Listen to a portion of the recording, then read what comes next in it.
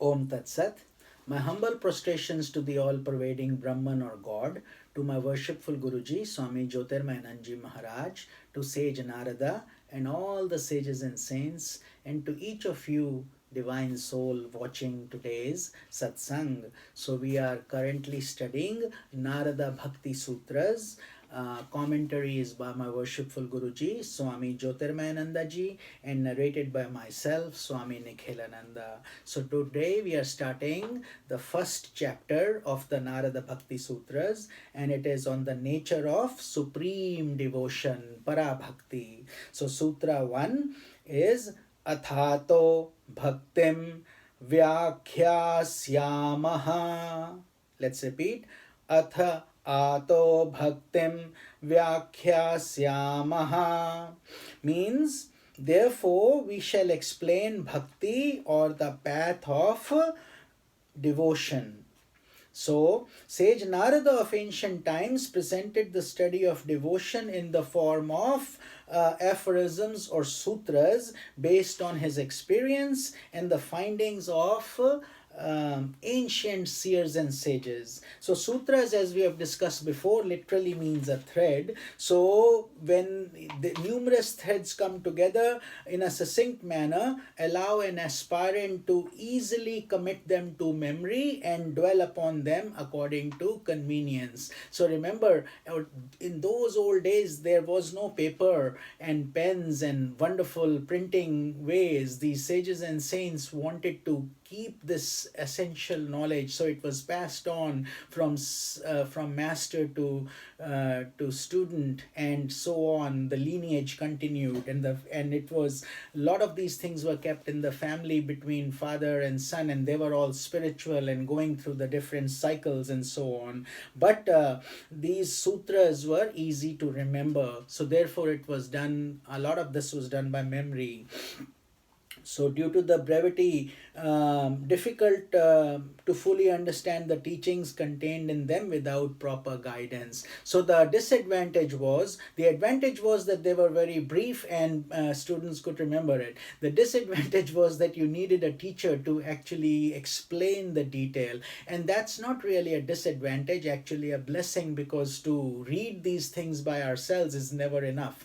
That's why we need proper guidance. We need teachers, we need gurus who can explain the depth of these sutras, and that's what the purpose was. And the first sutra, the word atha, now indicates the need for devotion. Therefore, aspirants following other paths of yoga must possess certain qualifications before they can be initiated into those paths. So for example, they must, if they want jnana yoga, they must possess a subtle reason, ability to think logically, etc. And then mental concentration and ethical perfection are required for Raja Yoga, the big Patanjali sutras that we just covered. A lot of discipline and strength is required for that, and higher standards for body and mind for Hatha and Kundalini yoga for our body to be fit.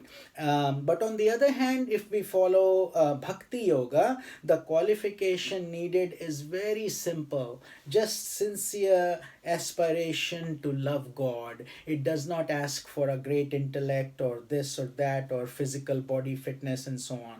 All we have to have is love for God, aspiration for God, and then to want to better ourselves. So love is a very deep rooted sentiment in human nature. We all should love each other more, and that's why. But and the love is the one that reflects in the form of our family and kids and things and our dogs and so many things we like. That is because we have that instinctive feeling of love within ourselves.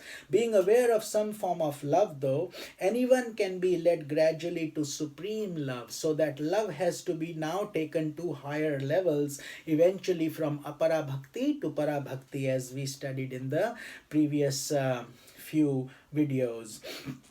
So, and once you get para bhakti, supreme devotion, that is ultimate. So we have to take this apara bhakti path, this initial stage, and we have to walk and learn the path to reach there. But that happens in a spontaneous way. Once we start enjoying the process, the blessings continue to stream in, they start to come in. Pleasure and pain abound in every embodiment. So this is part of energy and divine consciousness, that anything that is not Atman, or anything that is conscious changing Prakriti, and that comes with pain and pleasure. So all members, for example, of the animal kingdom continually experience pain and pleasure. There is death, there is old age, there is disease, but then there is happiness, there is joy, there is pleasure also, but more generally more pain. A human being need not live like other animals, however. That's why we are called a human being. Bad bhagi manav tan pava. Manav tan means a human body. We are extremely blessed to have a human body. Why? Because we have our intellect, and we have discrimination and dispassion. Through these things we can elevate ourselves, and even get self-realized. So rather, we must discover the uniqueness of our embodiment and use the gift of our intellect, and then we are able to master our mind and senses with it, and with that we can increase the capacity of loving the divine self, loving everybody, and with having lofty feelings, those bhavana it's called, the emotions. Having deeply understood the vanity of this world, the misery of life pressured by karma, and the illusions of sense pleasures, an aspirant should turn his steps towards the divine self to attain realization, wherein all misery cease and supreme bliss is experienced. In everything else, the part of the problem with desires is that they seem very alluring, but it's like fake gold. It's artificial, it has a veneer. You satisfy one desire, another one pops up, and then it never is able to satiate you. You keep on having indulgence more and more, but it's like putting butter on fire. The more butter you put, the more the fire blazes. So therefore sages and saints guide us that those solutions, sense pleasures, will never give you satisfaction.